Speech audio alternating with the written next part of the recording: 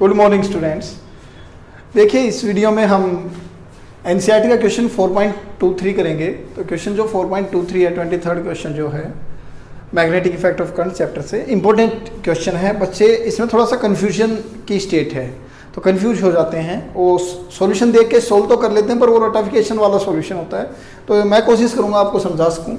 तो देखिए magnetic field of 1.5 tesla exist in a cylindrical region of radius 10 centimetre. तो एक सिलेंड्रिकल रीजन है आपके पास, ये सिलेंड्रिकल रीजन बना लें।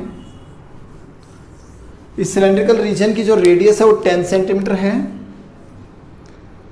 इस पूरे सिलेंडर में मैग्नेटिक फील्ड भरा हुआ है जिसका मैग्नीट्यूड 1.5 टेस्ला है। तो जो गिवन है वो मैग्नेटिक फील्ड कितना है 1.5 tesla. Its direction parallel to the axis, जो आपका एक्सिस है इसी के पैरेलल में इसकी डायरेक्शन है, मतलब या तो इधर या इधर देखते हैं। अलोंग ईस्ट टू वेस्ट, तो आप डायरेक्शंस लिख लें, ये ईस्ट ये वेस्ट। तो ये मैग्नेटिक फील्ड वेक्टर की डायरेक्शन हो गई है। यहाँ भी है ये फील्ड लाइंस, ऐसे इस तरीके से मैग्नेटिक फील्ड है। ये नॉर्थ साउथ भी है, ये नॉर्थ है और ये साउथ है। करंट फ्लो कर रहा है 7 एम्पियर। करंट का भी मैग्नीट्यूड दे रखा आपको। नॉर्थ से साउथ डायरेक्शन में करंट जा रहा है, नॉर्थ से साउथ डायरेक्शन में। तो करंट की जो डायरेक्शन है वो नॉर्थ से साउथ डायरेक्शन है, यहाँ करंट जा रहा है। Magnitude and direction of force vector, तो देखिए फर्स्ट जो पार्ट है उसके लिए तो फोर्स का फार्मूला BIL साइन थीटा। तो F का फार्मूला जो आपका होता है BIL साइन थीटा।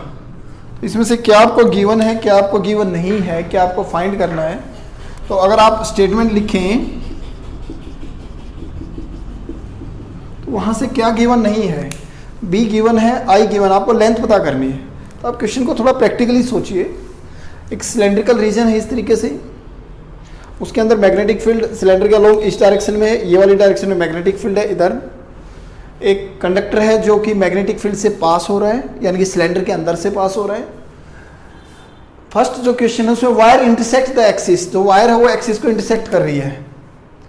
और तो वायर एक्सिस सेंटर से पास होता है तो इसी को इंटरसेक्ट कर रही है। तो ये आपकी वायर है यहाँ, तो यहाँ बेसिकली ये अंदर से कहीं से भी आप दिखा सकते हैं। तो मैं इसको यहाँ दिखा रहा हूँ ताकि आपको क्लियर समझ आ सके। ये तो ये करंट की डायरेक्शन हो गई और तो एंगल करंट और मैग्नेटिक फील्ड के बीच में 90 हो गया।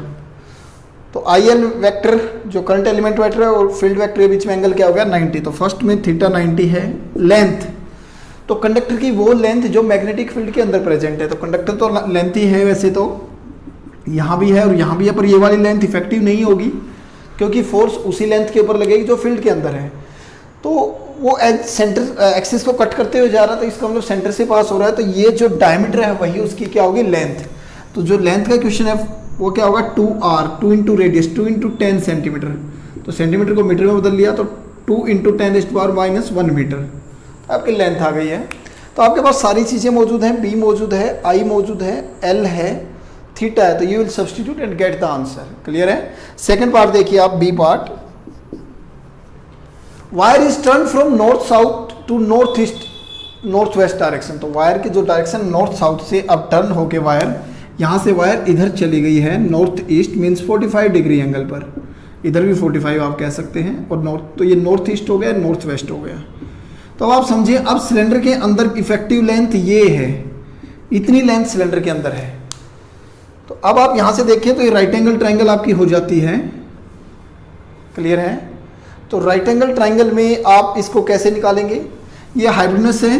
देखिए मैं इसको डायग्राम को यहाँ बना देता हूँ। आपकी वायर ऐसे हो गई है, ये आपका 20 सेंटीमीटर था, 2R था आपका, और ये L है आपकी लेंथ जो इफेक्टिव लेंथ है। L1 मान लीजिए इसको, फर्स्ट केस की लेंथ है L1 और ये 2R L के इक्वल था जो कि, तो 2R को ही L लिख लिया था आपने फर्स्ट पिछले क्वेश्चन में। तो ये जो L1 लेंथ है ये थीटा है आपका 45 डिग्री। तो हाइपोटेन्यूज क्या होता है परपेंडिकुलर साइन थीटा।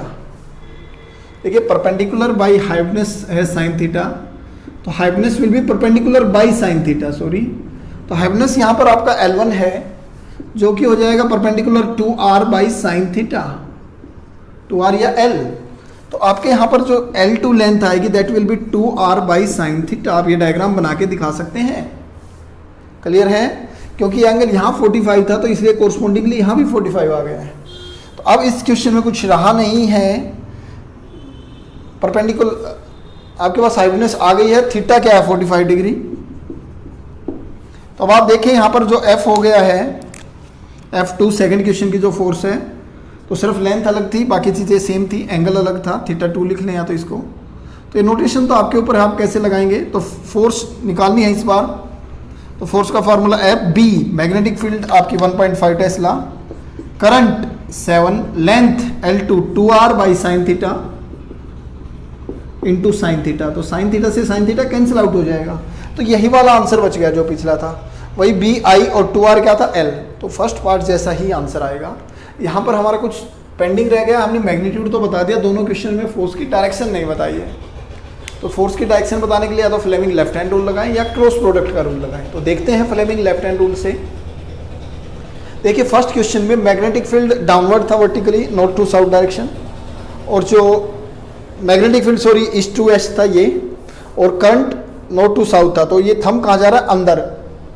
तो नॉर्थ साउथ ईस्ट वेस्ट के डायरेक्शन अलावा डायरेक्शन होती है अप और डाउन, इनटू आउट और आउट ऑफ द पेज बोलते हैं जब हॉरिजॉन्टल और वर्टिकल चल रहा हो। तो यहाँ हमारा आंसर आ जाएगा, डायरेक्शन भी लिखेंगे हम फर्स्ट पार्ट में, वर्टिकली डाउनवर्ड, वर्टिकली डाउनवर्ड। तो डाउनवर्ड डायरेक्शन में फोर्स लगेगा, ये इसको वर्टिकली डाउनवर्ड बोलेंगे, या सिर्फ डाउनवर्ड बोल दें, वर्टिकली ना लिखें, सॉरी डाउनवर्ड लिख दें, ये डाउनवर्ड। इसमें भी सेम ही रहेगा, ठीक है, क्योंकि आप जब ये फॉर्मूला लगाते हैं तो BIL लेंथ जो है करंट के परपेंडिकुलर वाली लेते हैं, सॉरी मैग्नेटिक फील्ड का परपेंडिकुलर पार्ट इस वायर का यही वाला पार्ट होगा, ये तो पैरेलल हो जाएगा, दो टुकड़े करेंगे तो इस L वेक्टर के, तो ये हो जाएगा और एक ये हो जाएगा। तो आंसर दूसरे में भी सेम रहेगा, डायरेक्शन विल बी डाउनवर्ड। जिस बच्चे को फ्लेमिंग लेफ्ट हैंड से दिक्कत रहेगी वो बच्चा देख ले दूसरे मेथड से। देखिए इस क्वेश्चन में आपका फर्स्ट पार्ट में ये था, नॉर्थ साउथ डायरेक्शन में आपकी वायर थी और इससे वेस्ट डायरेक्शन में आपका मैग्नेटिक फील्ड था, ये B वेक्टर था और ये करंट था IL वेक्टर, ठीक है। तो आपका जो फोर्स की डायरेक्शन होती है that is IL vector cross B vector. तो लेंथ वेक्टर को अगर आप लें तो length vector is vertically downward minus J cap into magnetic field is minus I cap, यहाँ पर ये इस डायरेक्शन में, तो J cross I is minus K। तो प्लस क्या होता था आउट ये वाला और माइनस किया तो ये, तो इसको अपवर्ड बोलते हैं नॉर्थ साउथ ईस्ट वेस्ट के केस में, और इसको क्या बोलते हैं डाउनवर्ड। कर लेंगे, चलिए। तो इसी तरीके से आप सेकंड पार्ट, थर्ड पार्ट ये सबसे मुश्किल पार्ट है जो बच्चों के लिए, इसको आप देखिए। थर्ड पार्ट में काफ़ी मिस्टेक्स होती हैं। आपका जो थर्ड पार्ट है C पार्ट, इस बार थोड़ा सा ट्विस्ट दिया गया है। Wire in north south direction, wire है तो नॉर्थ साउथ डायरेक्शन में, इज लोअर्ड फ्रॉम एक्सिस, इस बार एक्सिस को इंटरसेक्ट नहीं कर रही है, मीन्स सेंटर से पास नहीं हो रही है, तो उसकी लेंथ रेडियस के इक्वल नहीं होगी। मीन्स मान लेते हैं ये एक्सिस था आपका, तो पिछली बार तो ऐसे कट करते हुए जा रही थी, इस बार अपने जो एक्सिस है is lowered from axis by a distance of 6 centimetre, तो एक्सिस से नीचे आ गई है 6 सेंटीमीटर, ये यहाँ, तो यहाँ से नॉर्थ साउथ डायरेक्शन ये है इस बार, तो यहाँ से ना कट करके, यहाँ से ना कट करके एक्सिस से 6 सेंटीमीटर लोअर होके तब कट कर रही है। तो इसका मतलब जो आपका सर्कुलर जो शेप थी आपको यहाँ साइड से दिख रहा था सिलेंड्रिकल रीजन का, तो उसमें ये रेडियस के अलोंग नहीं है। इसकी अगर मैं टॉप व्यू दिखाऊं इस साइड से आपको, ये यहाँ से दिखाऊं, तो ये तो आपकी रेडियस होनी थी, इससे 6 सेंटीमीटर नीचे आ गया, अब ये 6 सेंटीमीटर नीचे आ गई है, ये आपकी नॉर्थ साउथ है, क्लियर है। और ये सिलेंडर ये ईस्ट वेस्ट है, ये एक्सिस हो गया ना, नेचुरल एक्सिस हो गया, नेचुरल एक्सिस, ये तो एक्सिस को इंटरसेक्ट नहीं कर रही है, अब नेचुरल एक्सिस को इंटरसेक्ट नहीं कर रही है, उससे 6 सेंटीमीटर बिलो जा रही है नॉर्थ साउथ डायरेक्शन। तो इस बार आप देखिए ये लेंथ, ये जो लेंथ है ये कितनी होगी, L2। तो आप अगर यहाँ पर ये एंगल ले लें, तो हमें एंगल तो नहीं पता बट ये रेडियस तो है, ये और ये क्या है, रेडियस R, और ये L लेंथ लेनी है, ये यहाँ तक की, ये और ये, तो L2 होना है यहाँ पर 2L1, इस लेंथ का डबल होना है, या L डैश ले लें, तो आपकी जो L लेंथ होनी है that is equal to 2L dash.